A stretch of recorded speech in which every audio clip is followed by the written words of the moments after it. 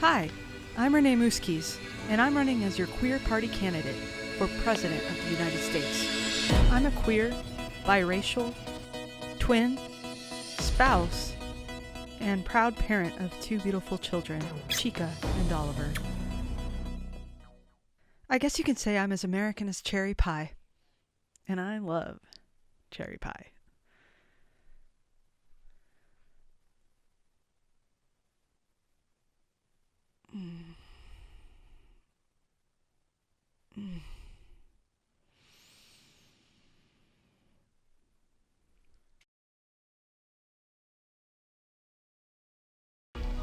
As a kid growing up in Texas, I always wanted to be a famous actor or a musician, like Mariah Carey or Jordan Knight from New Kids on the Block.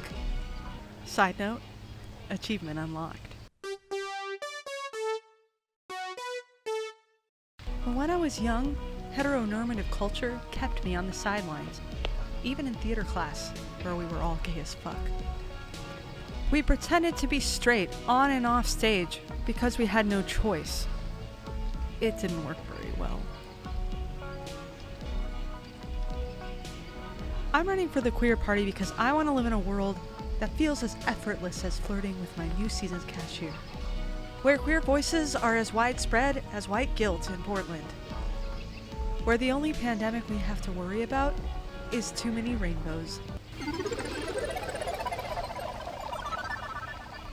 As your next president, I promise to ban gender reveal parties, give every LGBTQI+ American a full week of Pride vacation, and allow queer couples to use a child tax credit for every pet they own.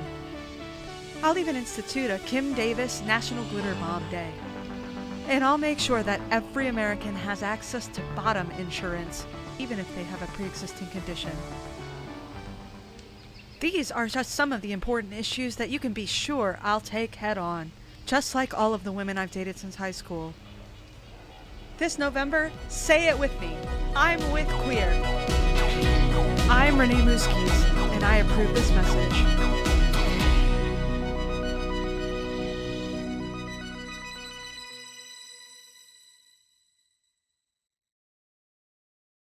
Hey, Big Tony here. It's been such a struggle to find a political party that aligns with my ethics and values.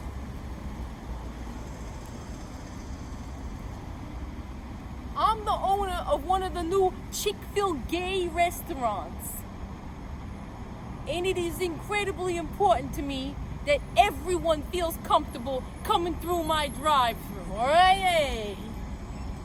Seriously though, I'm craving some leadership that will respect all people, even if they're not in agreement with their perspectives. That's why I'm voting Moose Keys Potter. Queer the vote!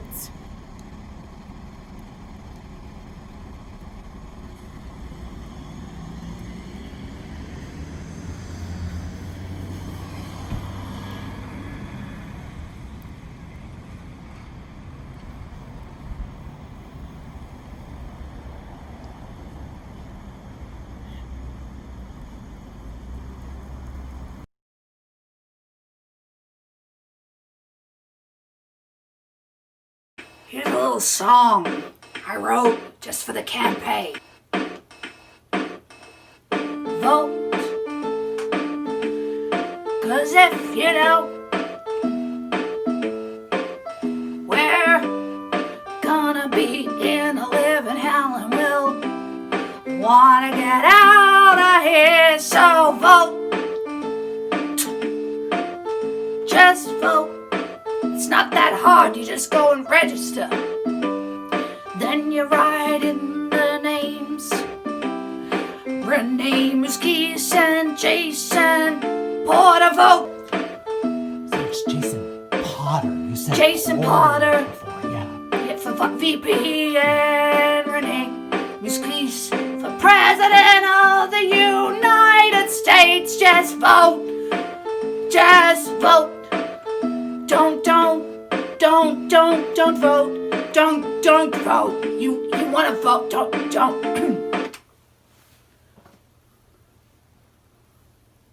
Vote for the queer party. Thank you.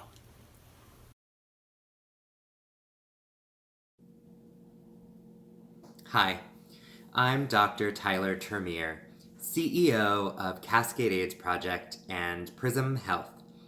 CAP is the oldest and largest community-based provider of HIV services in Oregon and Southwest Washington, and Prism Health is our safe, affirming, and non-judgmental, federally qualified health center lookalike where all members of the lesbian, gay, bisexual, transgender, and queer community can obtain the compassionate and culturally effective primary and mental health care they need and deserve. I endorse the Moose Keys Potter ticket because they support CAP's mission to support and empower all people living with and affected by HIV, reduce stigma, and provide compassionate healthcare to the LGBTQ+ community and beyond. Not only as the CEO of CAP, but also as a Black gay man living with HIV, I think it's important that our next administration addresses the historical injustice, harm, and trauma perpetuated by our country's racist legacy. And we need an administration that will take an anti-racist stand and fight white supremacy in all its forms. The harsh reality is that often what is essential is invisible to the eye. The impact of COVID-19 has only further uncovered and made more publicly visible the many existing crises in our communities. Conditions of poverty, addiction, mental health and economic injustice, gender bias, gender-based violence, white supremacy, and racial trauma create settings in which inequities continue to thrive. They are among the social determinants that fuel epidemics across our nation and every day in the communities we live and serve. Now, this is a defining moment in our existence, and we have to decide who we want to be on the other side. Our community is not new to this moment. We have been a part of it time and time again. During the Civil Rights Movement, together at Stonewall, in the suffrage movement, and during the height of the AIDS epidemic, through it all, we have remained strong, steadfast, and resilient. The work ahead is hard, but crucial. And that's why we're going to vote queer this year. So please join me and vote Moose Keys Potter. The Ops Fest theatrical state delegates are ready to go. We greet you, gentlefolk, from the great theatrical state. Our Shakespeare is the queerest in the land, make no mistake. We need leadership that's welcoming and has no fear. Of women as Romeo and Juliet, and also King Lear. Or of the merry wives of Windsor, all played by men. Yes, Renee and Jason will bring the terror administration to an end. A president who's queer can set this country aright. And bring Midsummer's Dream to this nightmarish fight. Yup, all of our delegates we cast in one basin. Yum. To the fabulous ticket of Renee and Jason.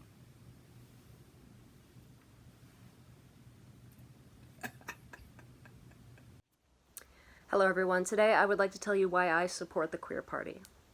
In fact, let me sing you why.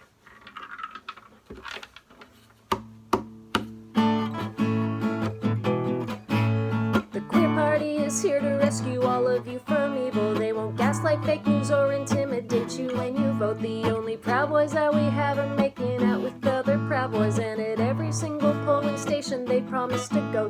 When it comes to health and wellness and things like global pandemics, the Q party will only ever give you cold hard facts. They won't hold super spreader events or have annoying rallies. It's true that gays mostly stay at home and talk to cats.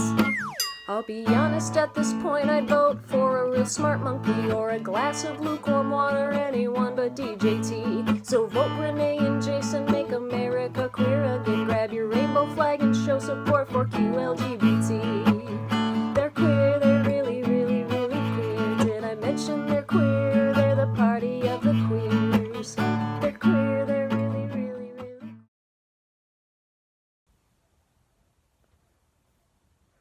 Hi there! I'm here to tell you why I think it's important to vote. I'm Kristen Knapp. I came out in 1971, the year after I graduated from college. Don't ask me why it took me so long. I have no excuse. It's unheard of now for anyone to get to that age and not know anything about the queer community, but that was my situation. Back then, it was activists in my generation that began to educate the public. In 1992, Ballot Measure 9, an Oregon law proposed by a group called the Oregon Citizens Alliance, attempted to stop our drive for equal rights by labeling us as seeking special rights. The OCA did not want teachers speaking to their students about the LGBT community. Ballot Measure 9 was their reaction to nearly 2 decades of our community becoming more visible and more organized for equal protection under Oregon law. Our efforts to educate Oregonians about why they should vote no on Measure 9 took many forms, including a week-long walk for love and justice from Eugene to Portland. We numbered 25 to 75, depending on how many people joined us for each leg of the journey, and we were picked up by national media, television, news, so the whole state and even the whole world heard about our struggle. We fought for our lives in that election, producing films, TV ads, town halls, letters to the editor, and people came out in droves. I mean droves. Even people in their 70s and 80s came out. But the greatest thing was when we came out and stood up for ourselves, other people spoke out as our allies. Straight but not narrow was their favorite slogan. Everyone wanted to help, but the organized campaign only wanted the most presentable people to be their poster children. So they were afraid of showing the whole voting public, our whole community. So drag queens and drag kings, trans people, people of color, many of them were told to be quiet, not rock the boat, just kind of become invisible until we win this thing. Well, we did ultimately defeat Ballot Measure 9, and even 5-year-olds in the state knew what gay meant by then, but a whole lot of queer folks had been emotionally and physically harmed and attacked by bigots, literally attacked by bigots, and felt very used, abused, and even ignored by the No on 9 campaign. Despite winning, our community was alienated and very depressed. I can see parallels between our queer history from the 90s and what's happening today with the Black Lives Matter movement. Communities of color are asking for change because their lives are being harmed. They are being harmed by the system as it now stands.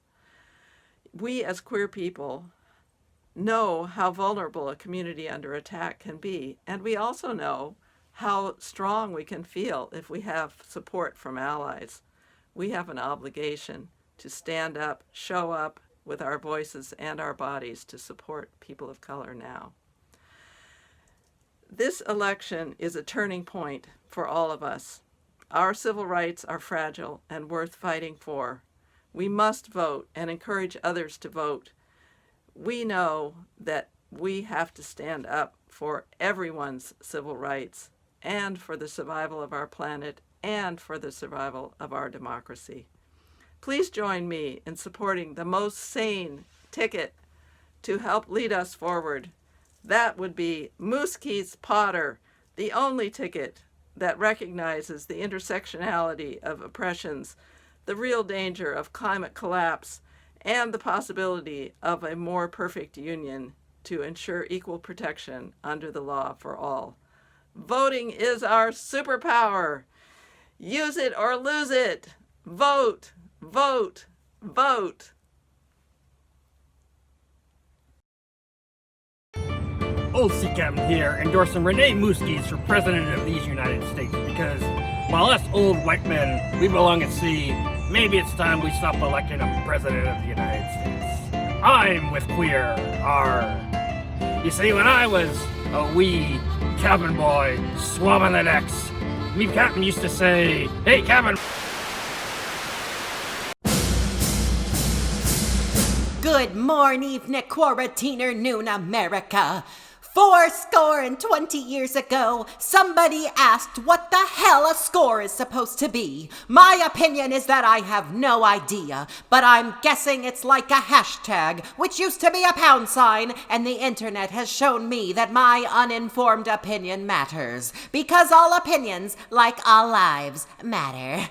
Our founding fathers, Nero, Machiavelli, Sod, Zuckerberg, taught me that my country 'tis of thee. No, my country 'tis of me. Sweet land of liberty, let freedom run. And those runs are exactly what I'm here to share with you today. The freedom runs, or what was called the French runs before 9/11. These colors may not run, but the freedom is running right down me. My legs are awash in red, white, and blue, and baby, so can you, so can we, and so can me. In an America where freedom runs, we will light things up, we will build things up, and we will dismantle the tyranny of ADA compliance in order to stand for the flag and for all citizens, whether white, cis, billionaire, or LGBTQAnon.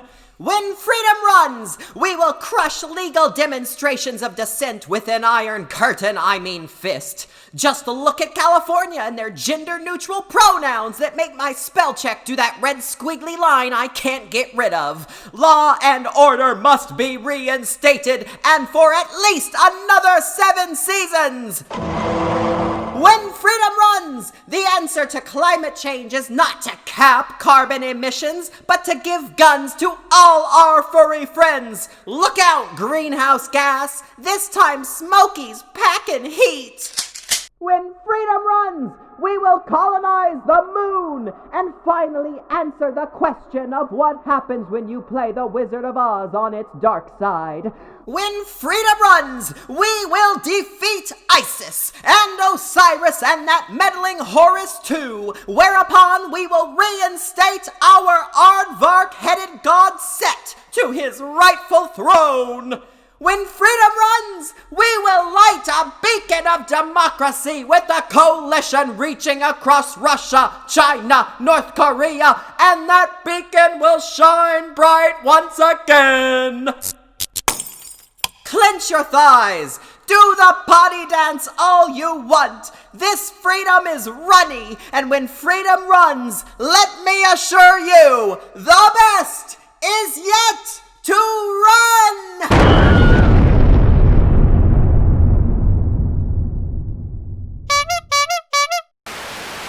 Port and the sailors are stored to be rolled again, randy-dandy-do. And that's what my grandfather would sing to me every morning.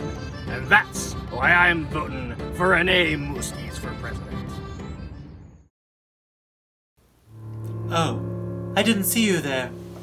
I'm Mysteria, world's most famous psychic medium and direct descendant of Nostradamus. But you may recognize me from places like your wildest dreams. Or your worst nightmares. I've been asked today to give my endorsement for the next President of the United States. The thing is, it doesn't matter what I think. I'm just a vessel for whatever fate wants us to know. They are going to tell me right here and now who will win. Lucky you. Now, if you'll excuse me, I have to focus.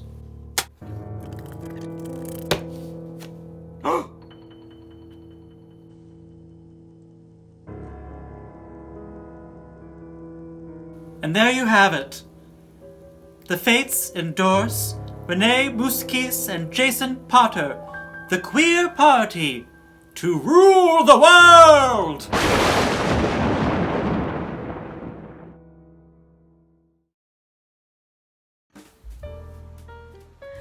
Greetings, friends. I am Frank Sinatra, and I know a thing or two about presidential elections. Hell, I nearly bought one single-handedly. However, I do not have high hopes for this year's election. So, while I have been in quarantine, which, even though I am dead, I have been doing because science says you should, I've been spending some quality time with my son, Ronan Farrow. What do you mean they don't know? No, of course they know. Your mom talked about it in a news article. Listen, look at Woody, look at me. Look at yourself, look at me. Who's your daddy? Yeah, that's right. Can I go on now? Thank you very much. Ronan has been holding me to task about my past behavior in regards to the homosexual community. I used to make gays the butts of my jokes in many of my old routines, and it was wrong. And Ronan continued to fill me in on all the advancements and how bad I once was, and he kept going on and on and on until I finally said, oh, fine, why don't we just give the entire world to the queers? And then I thought about it. Why don't we just give the entire world to the queers? I mean, all the fellas that look like I used to look like back when I was still a fella and still alive, they've been screwing up the world royally ever since then. White supremacists can't enjoy anything anymore because of them. I can't play the game. Made you look. I can't watch that fantastic sequel to the classic 80s film Breakin', and we all know the sequel was the superior film. Hell, I can't even wear my Hawaiian shirts anymore because of those goddamn Boogaloo boys. So that is why I am here to voice my support for Renee and Jason, the queer party, because I am ready to just give it to the queers. Can I say that? That sounds kind of... It's okay? It's okay. All right. It's okay. Let's give it to the queers.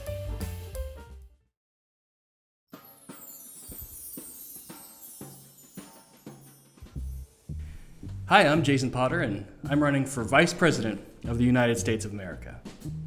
Oh yeah, you could say I've had a lot of strange and unusual jobs throughout my lifetime, for sure. Well, when I was 15, my first job was at Boston Market. I was hired as a chicken marinator, which is a pretty nasty job, as you can imagine. I was eventually promoted to dishwasher, which was really nice.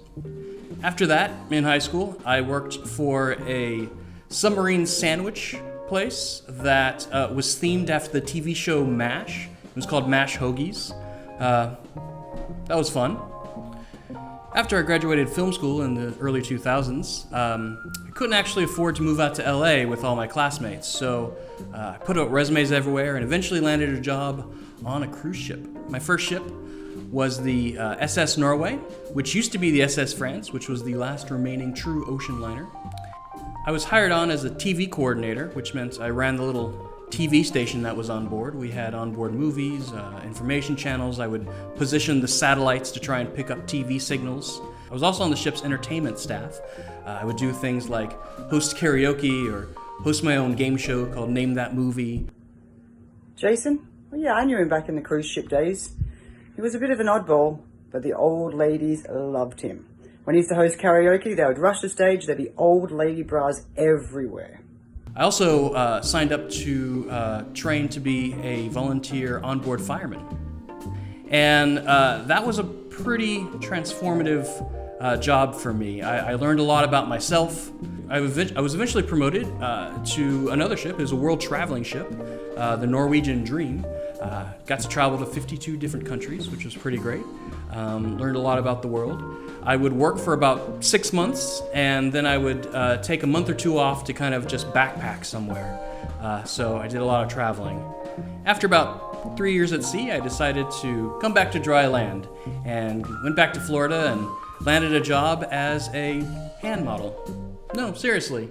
In my 18 years of hand model management, I have never... Oh, thank you.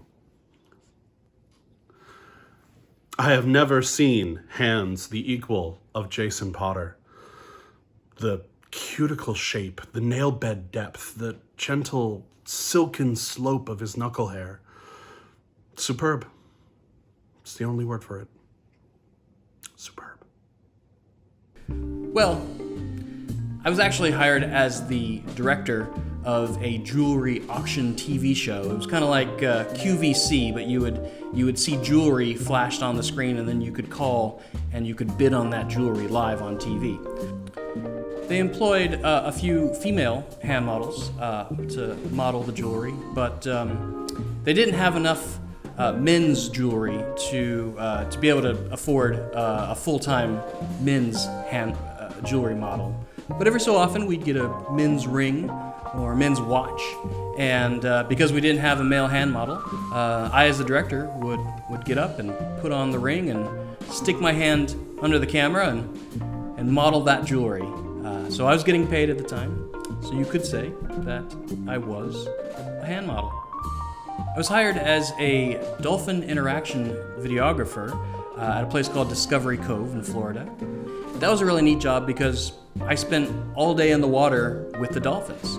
When I first started, I started to notice that the alpha female dolphin, her name was LaToya, she kept swimming closer and closer to me, and I could see as she would swim by that she'd be looking at me, and I thought, wow, this is so magical. Eventually, she swam right up to me, and she hit me right on the thigh with her rostrum. And luckily, there was a photographer standing next to me who was able to pull me to safety because apparently she was also going to hit me with her tail, and those dolphins are very powerful, and they could crack ribs if they hit you with their tail. I couldn't actually walk for a few days. She hit me so hard.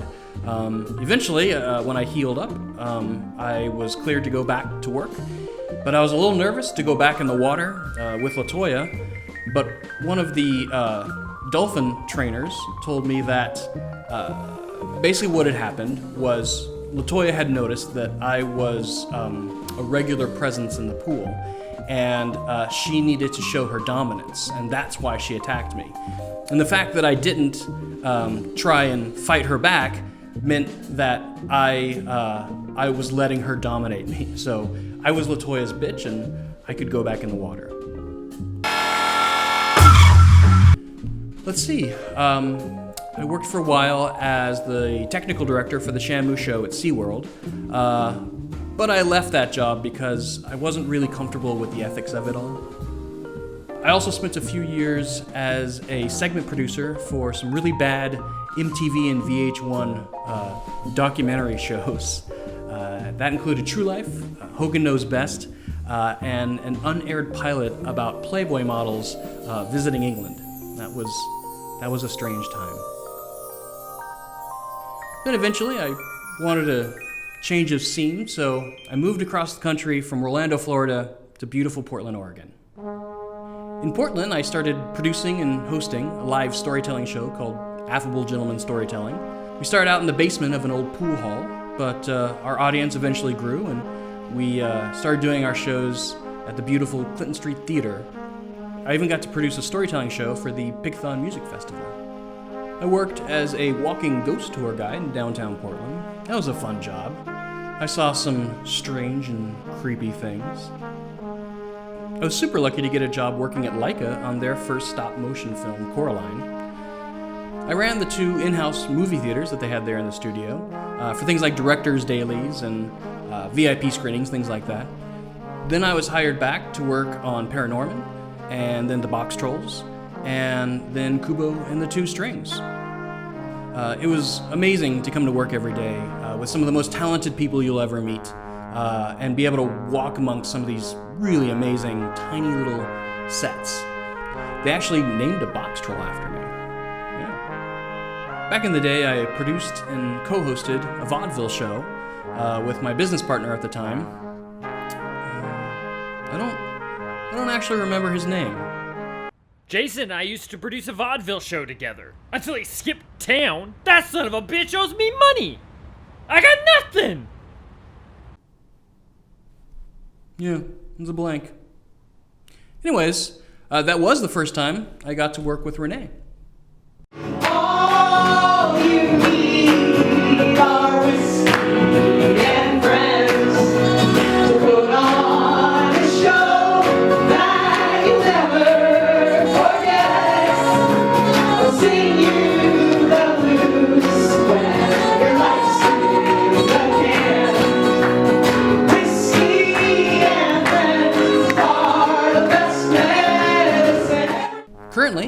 am working at Cascade AIDS Project as their emergency rental assistance coordinator. It can be a super intense job at times, but I am so thankful that I actually get to be helpful during these very difficult times. So yeah, that's just a small sampling of some of the weird jobs that I've had. So when Renee called me and asked me to run as vice president with her, I thought, yeah, I could do that job. Sure, I'd be good at standing behind her and nodding in agreement to everything she says, because I do tend to agree with everything she says. Unlike the current vice president, I am proudly out of the closet. I can stand to be in the same room as women. And I'm not evil. So, there you go. Hello, fellow wildflowers. My name is Sage. And I'm Liv.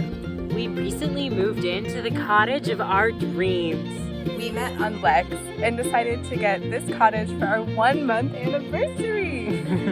When we aren't tending the garden, observing local wildlife, or enjoying the view, we take time to reflect on our current political climate. We need someone in office who shares our values. The Queer Party has always supported the preservation of nature, gluten-free banana bread alternatives, green energy, and commissioning Mitski to write a new national anthem. Most importantly, the Mooskies Potter campaign will cover all moving costs for lesbians in their first year of dating. If they do liberation work for the indigenous people whose land they're settling on. That means you too, lesbians, can live the cottagecore life you pine after. Vote Mooskies and Potter.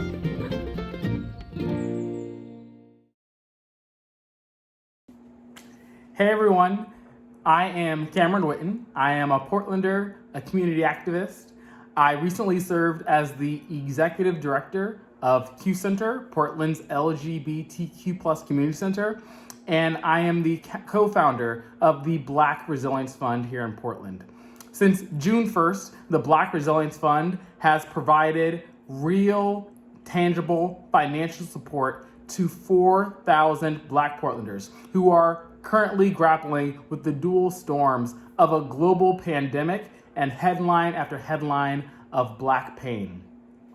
And during this important time in our country where we have the opportunity to really steer society in a much needed different direction, I want to see our next president prioritize getting the LGBTQ+ community on the census. I am proud to be a queer Black Oregonian, and I believe that my story, my existence should count. This is why I support the Mooskies and Potter ticket for president, because they support the Black Lives Matter movement, they support LGBTQ rights, and they know that our fight for equality is far from over. And now, please welcome the next president of the United States, Renee Mooskies. Thank you. Thank you so much. It is my honor to accept the Queer Party's nomination for President of the United States.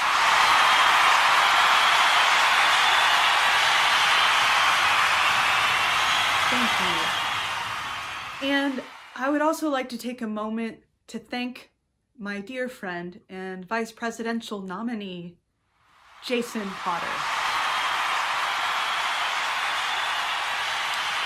Isn't he handsome? Okay, let's drop the facade. Obviously, this is all a joke.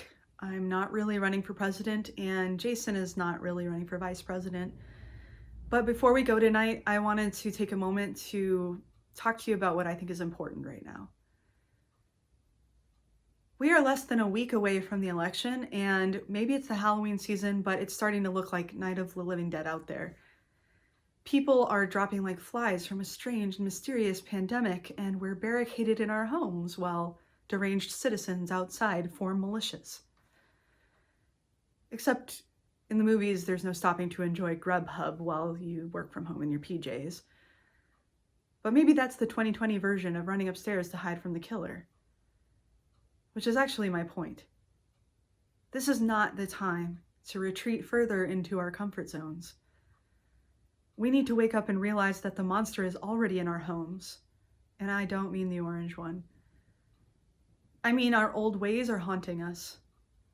We need to accept that the pre-pandemic, pre-climate change days are over and learn from the mistakes that got us here in the first place. So while it's been really fun to pretend to be your queer party candidate, and let's face it, I'm way sexier and way more qualified than the current POTUS, I'd like to tell you what my actual platform is. Step 1. Participate in all levels of elections, local, state, and national. Yes, we need to vote for Joe Biden if you haven't already. And I know it's disappointing that our only option is yet again another moderate, hetero-patriarchal candidate. But by voting for Biden, we are opening the door for local community leaders to build more compassionate, more humane, and queer administrations in the future. And step 2, keep up the momentum. I admit that 4 more years with the Trump administration kind of looks like a scene from Mad Max in my head. And a Biden victory would look more like Equestria from My Little Pony. But let's be real. We can't actually expect one man to get rid of wildfires and hurricanes next summer. What's your plan beyond this election? COVID-19, income inequality, and police brutality will not disappear on Inauguration Day. Sorry. We can't let a Trump win destroy our hope along with our planet and our democracy. But if Biden wins, we also can't let that be an invitation for complacency either. And step 3, let's take care of each other. Queer people keep adding letters to LGBT because we know how important it is for survival, for people to belong to a loving community. We have no idea what kind of trauma people are going through right now. And so let's remember to approach others with kindness. We need to acknowledge their pain while still allowing them to learn and grow. Besides, the GOP depends on pitting us against each other, and that's the only way they can win. In the spirit of kindness, I would like to ask that after the show, you make a generous donation to our recipients' Black Resilience Fund. Tell them about the show. Tell your friends about the show, because between October 28th to November 3rd, all the ticket proceeds will go to Black Resilience Fund. Or make a direct donation to them at blackresiliencefund.com. They are helping Black Portlanders heal during this difficult time. Thank you so much for being here, and thank you to Risk Reward and Jason Potter and Kelly McLaughlin, my wife, and all the guest speakers and artists who have made this evening so magical. I'd like to leave you with a song before we go. This is called This House, and it's about how art can give us hope during dark times. I hope that we've done that for you tonight. Thank you.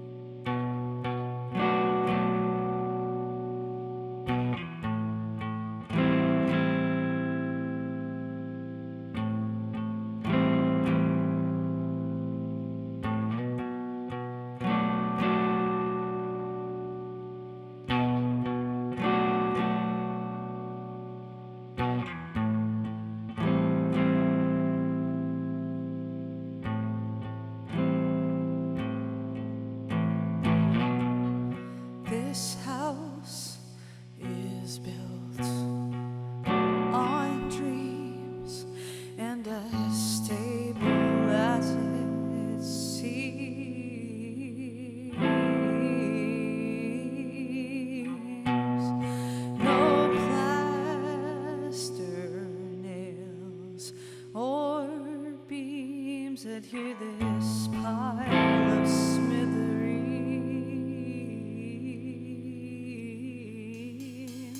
But somehow we've gotten by, 'cause with idealistic minds we patch leaks with dry reprise and silence creaks with lullabies.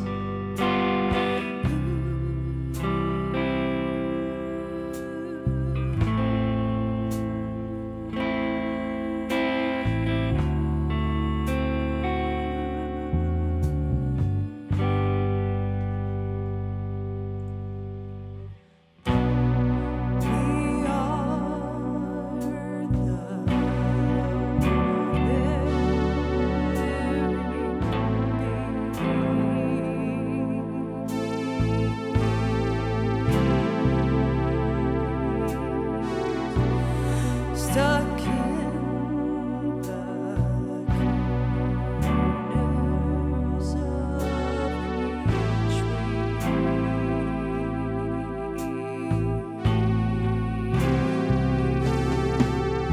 hesitant to shift or lead unless each one of us agrees that if we synchronize our bearings, we can move this whole damn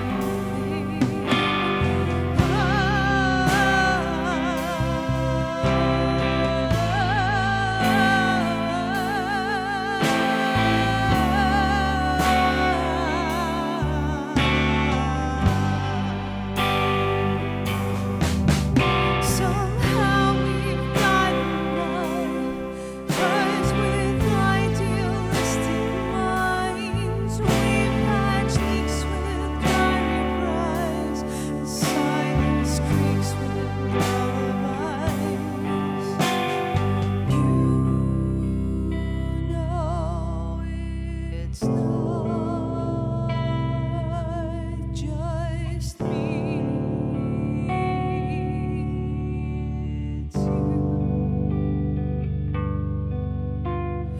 You know it's not just me. It's